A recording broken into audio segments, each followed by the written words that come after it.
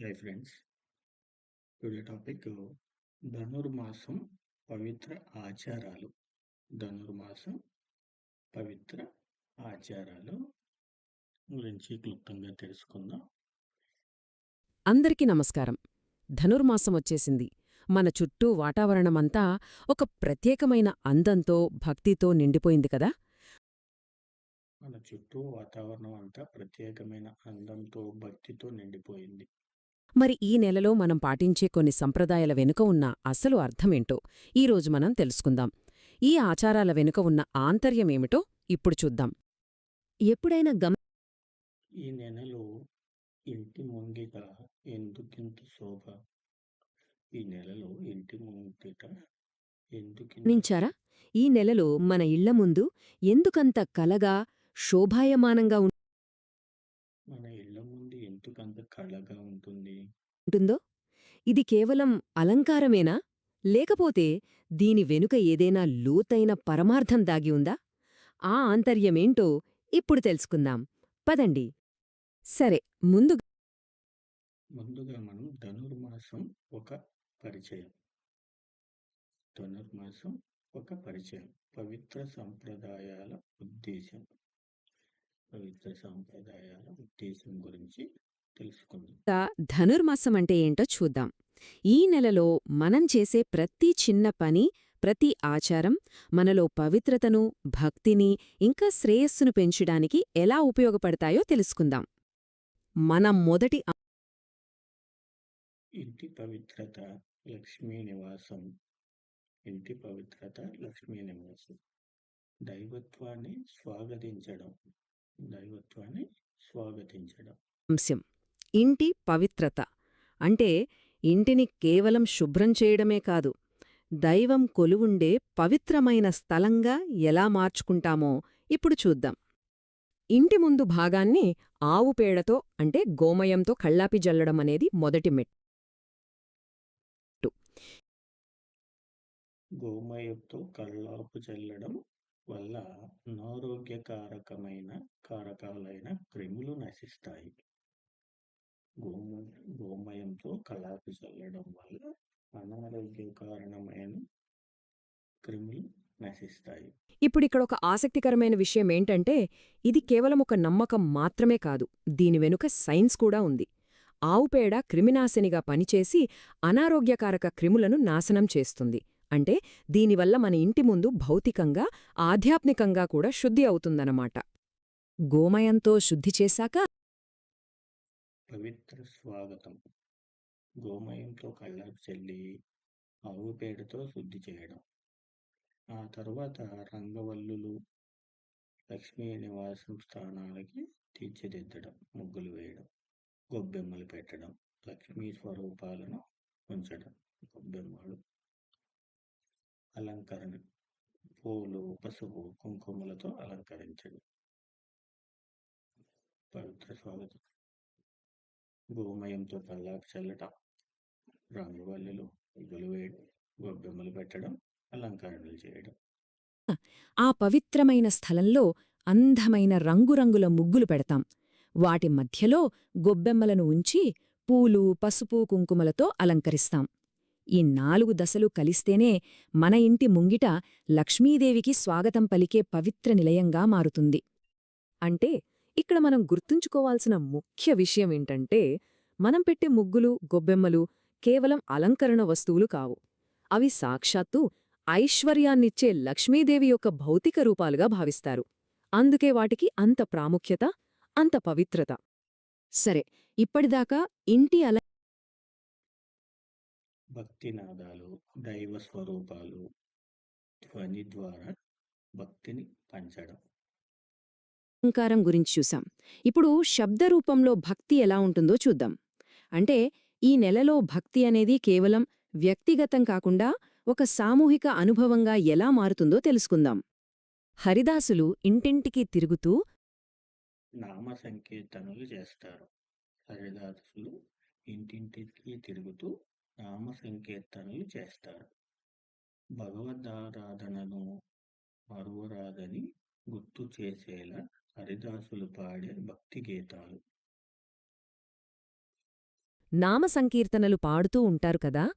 ఈ సంకీర్తనల ముఖ్య ఉద్దేశ్యం ఒక్కటే, మనం మన రోజువారీ పనుల్లో పడి దైవాన్ని మరచిపోకుండా నిరంతరం భగవన్నామ స్మరణ చేసేలా గుర్తుచేయడమే. ఈ స్లైడ్లో చెప్పిన విషయం చాలా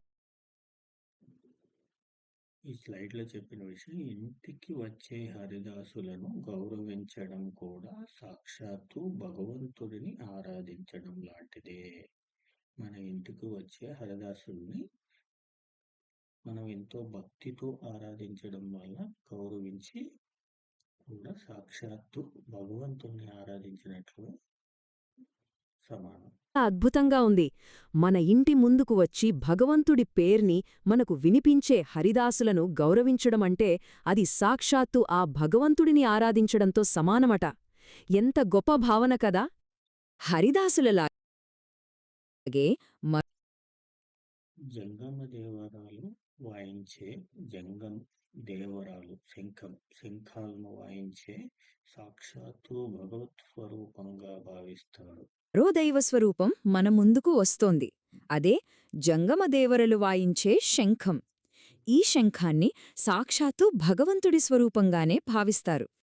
శంఖం భగవత్ స్వరూపం కాబట్టి శంఖం నుండి వెలువడే ధ్వని పవిత్రమైనది. శంఖం నుండి వెలువడే ధ్వని పవిత్రమైనది. ఈ పవిత్ర శబ్దం ధనుర్మాసమంతా వినిపిస్తుంది.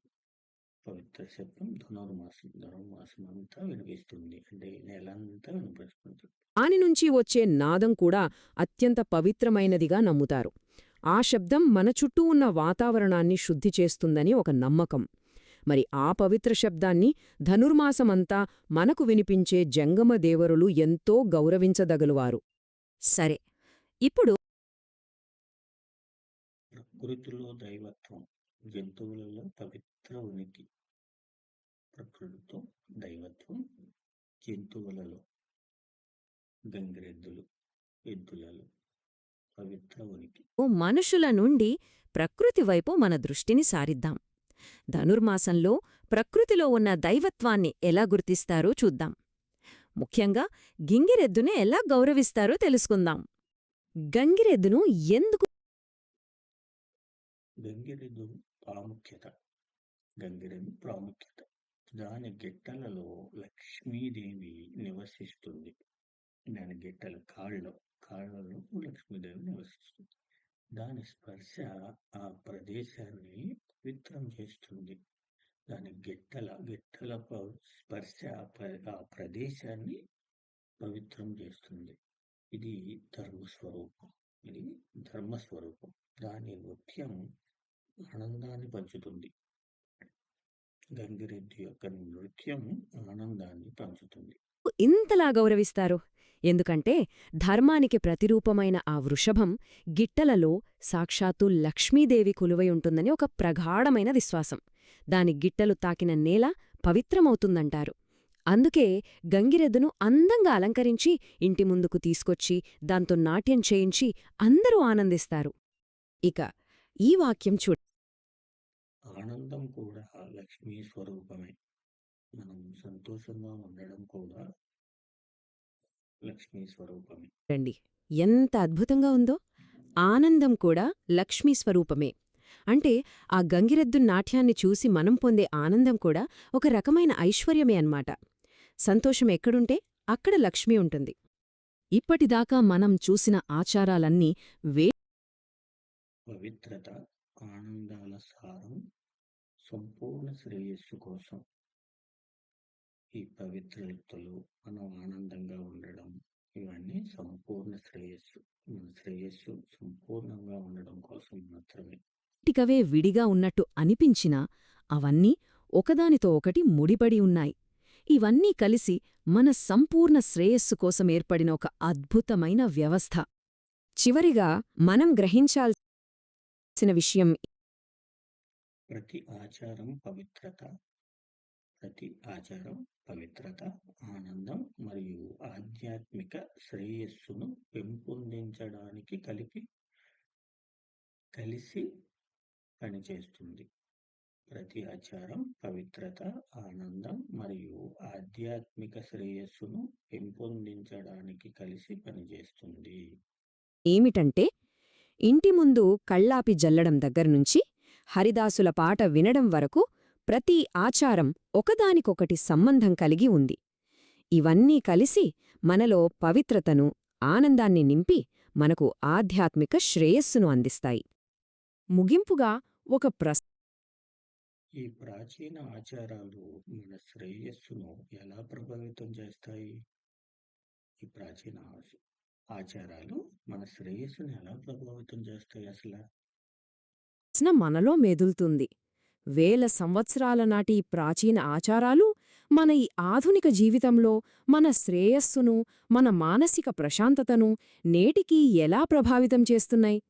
ఇది మనమందరం ఆలోచించాల్సిన విషయం. ఫ్రెండ్స్, ఈ వీడియో మీకు నచ్చినట్లయితే please subscribe, share and like and comment. Thank you friends.